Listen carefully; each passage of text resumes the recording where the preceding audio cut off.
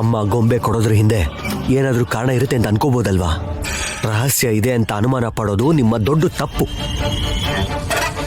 ವಿಶಾಲ್, ಅದೇನೇ ಆದ್ರೂನು ಆ ಬೊಂಬೆನ ಕೈಗೆ ತಗೊಂಡ್ಮೇಲೆ ಹಾಡ್ ಹೇಳ್ಬೇಕು ಅನ್ಸುತ್ತೆ, ಗೊತ್ತಾ? ಡ್ಯಾನ್ಸ್ ಕೂಡ ಮಾಡ್ಬೇಕು ಎಕ್ಸಾಕ್ಟ್ಲಿ. ಬಾ ಡ್ಯಾನ್ಸ್ ಆಡೋಣ. ಇನ್ನೊಂದ್ಸಲ ಏನಾದ್ರೂ ಸ್ಟೆಪ್ ಮಾಡಿದ್ರೆ ನಿಮ್ ಕಾಲನ್ನ ಮುರಿದು ಹಾಕ್ಬಿಡ್ತೀನಿ. ಸೈಲೆಂಟ್ ಆಗಿದ್ರೆ ಸರಿ.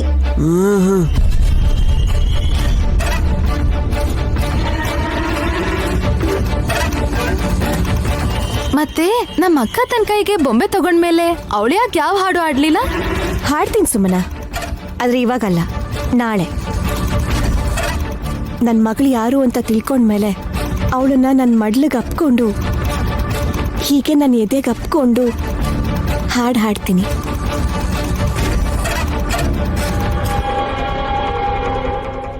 ನೈನಿ, ಮಗುವಾಗಿ ನಾನ್ ನಿನ್ನ ಹತ್ರ ಇರೋವಾಗ ಆಪತ್ತೇನಾದ್ರೂ ಆಯ್ತು ಅಂದ್ರೆ ಅದು ನಿನ್ನ ಮೇಲೆ ಕೂಡ ಪ್ರಭಾವ ಬೀರುತ್ತೆ.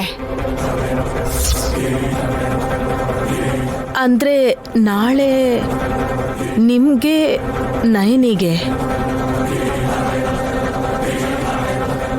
ಇಬ್ರಿಗೂ ಪ್ರಾಣಾಪಾಯ ಇದೆಯಾಕ?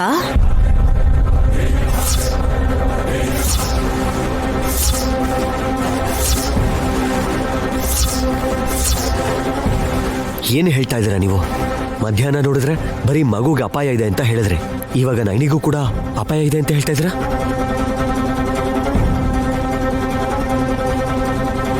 ಬ್ರೋ,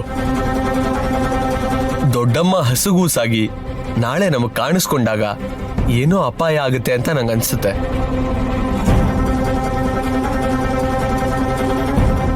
ಅವಾಗ ನೈನಿ ಎತ್ಗೆ ಕೂಡ ಅಲ್ಲೇ ಇರೋದ್ರಿಂದ ಅವ್ರನ್ನ ಕಾಪಾಡಕ್ ಹೋಗಿ ಅವ್ರಿಗೂ ಏನಾದ್ರೂ ಅಪಾಯ ಆಗ್ಬೋದಲ್ವಾ? ಹೀಗೆ ಕೂಡ ಯೋಚನೆ ಮಾಡ್ಬೇಕು.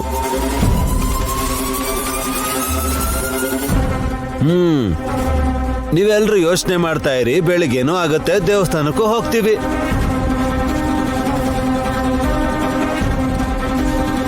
ಅವಾಗ್ಲೂ ಏನೋ ಐಡಿಯಾ ಬಂದೇ ಇಲ್ಲ ಅಂತೀರಾ? ಏನಾದ್ರೂ ಸರಿ, ಅಪಾಯ ಯಾವ ರೂಪದಲ್ಲಿ ಬರುತ್ತೆ ಅಂತ ನನಗೆ ಗೊತ್ತಾಗಿದ್ರೆ ಚೆನ್ನಾಗಿರೋದು.